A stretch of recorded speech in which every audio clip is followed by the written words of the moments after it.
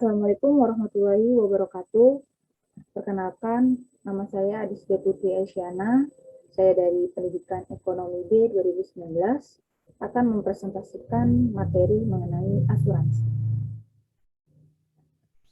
Ya, bisa kita lihat di layar, ini ada beberapa logo dari perusahaan yang di bidang jasa, seperti ini ada Indonesia, ada Allianz, ada Manulife, terus ada BNI Life, dan ada BRI Insurance.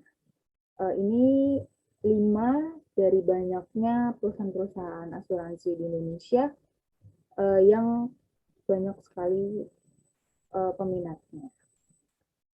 Lalu apa sih asuransi itu? Nah, kita next. Asuransi merupakan perjanjian antara dua pihak atau lebih dengan pihak penanggung terikat pada pihak tertanggung dengan menerima premi asuransi untuk memberi penggantian kepada tertanggung yang disebabkan oleh kerugian, kerusakan, dan kehilangan dari suatu peristiwa yang terjadi. Nah, di sini ada beberapa poin mungkin yang bisa kita lebih jelaskan agar lebih pakem gitu apa sih asuransi. Yang pertama ini perjanjian antara dua pihak atau lebih dengan pihak penanggung. Pihak penanggung ini adalah perusahaan asuransi tersebut, seperti tadi yang 5 di depan. Lalu ada pihak tertanggung. Pihak tertanggung itu misalkan saya sebagai orang yang mengajukan asuransi perusahaan kepada perusahaan asuransi, yang mendaftarkan diri kepada perusahaan asuransi dengan menerima premi asuransi.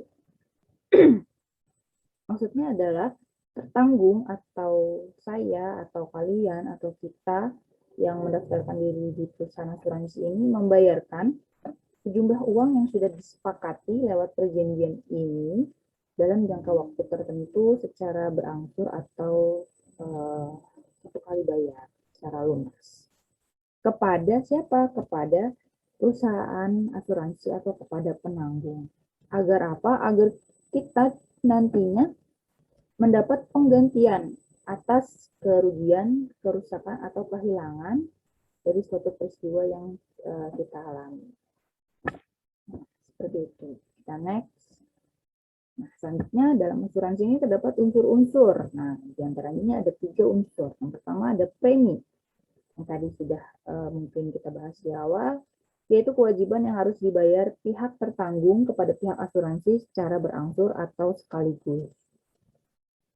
Misalkan di dalam contoh sebuah perusahaan asuransi, saya mendaftarkan diri dan dalam preminya itu tertulis bahwa saya harus membayar 4.800.000 dalam 1 tahun selama 20 tahun, selama jangka 20 tahun, maka saya akan mendapatkan asuransi sebesar 1 miliar rupiah.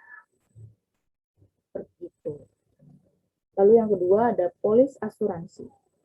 Segala ketentuan yang menjamin tanggungan pihak asuransi kepada tertanggung. Dalam polis asuransi ini kita harus benar-benar teliti dan juga memahami agar apa nanti ada hubungannya kepada yang unsur ketiga, yaitu klaim. Klaim ini merupakan proses pengajuan untuk permintaan penggantian ganti rugi dari kerugian yang dialami.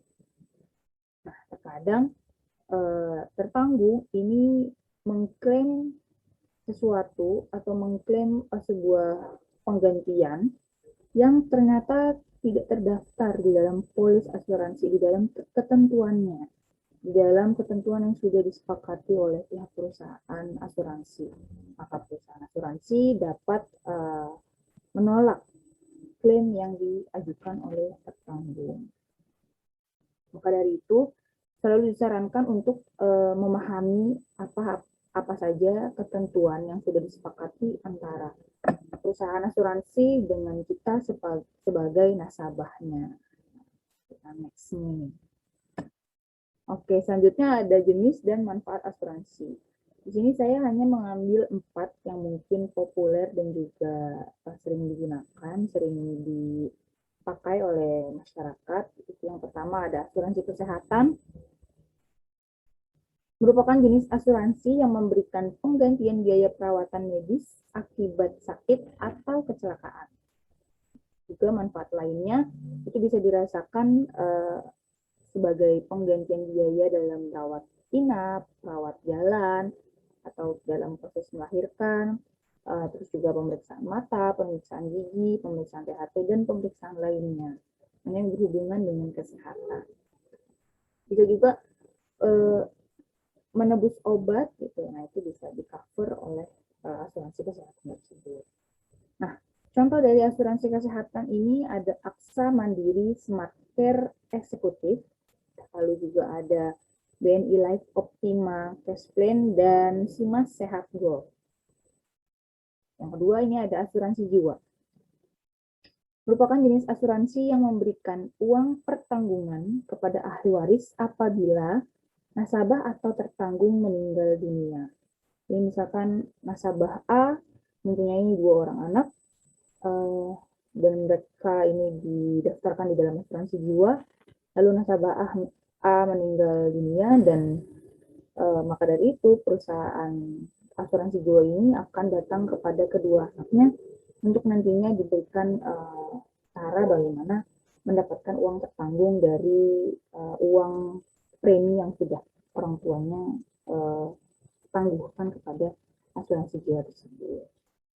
Contohnya ini dari asuransi jiwa ada Simas Jiwa CG Guard 4, lalu ada BCA Life Proteksi Jiwa Optima.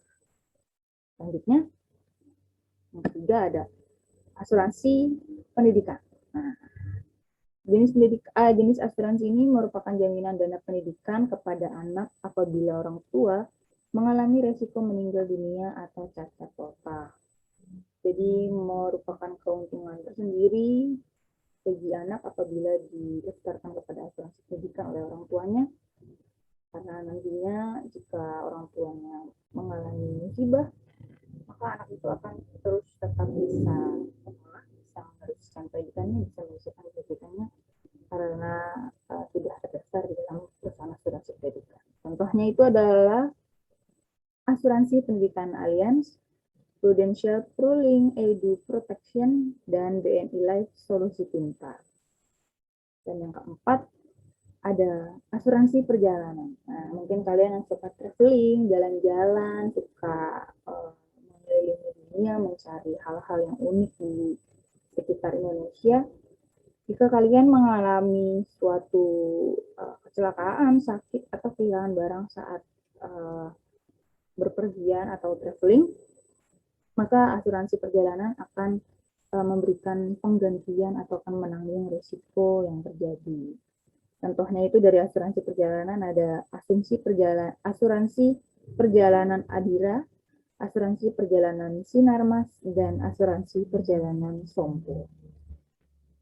Ini merupakan 4 dari banyak sekali asuransi yang ada untuk kehidupan, dan juga tadi beberapa contohnya juga banyak sekali contoh untuk perusahaan asuransi di sekitar kita, dan asuransi ini memberikan manfaat juga bagaimana kita sudah mengelola keuangan untuk jangka panjang, untuk jangka yang lebih panjang gitu. Jadi nggak cuma hari ini atau besok, tapi untuk 20 tahun kemudian, 30 tahun kemudian, dan 50 tahun kemudian.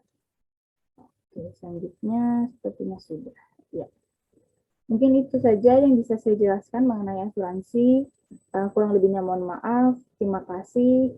Wassalamualaikum warahmatullahi wabarakatuh.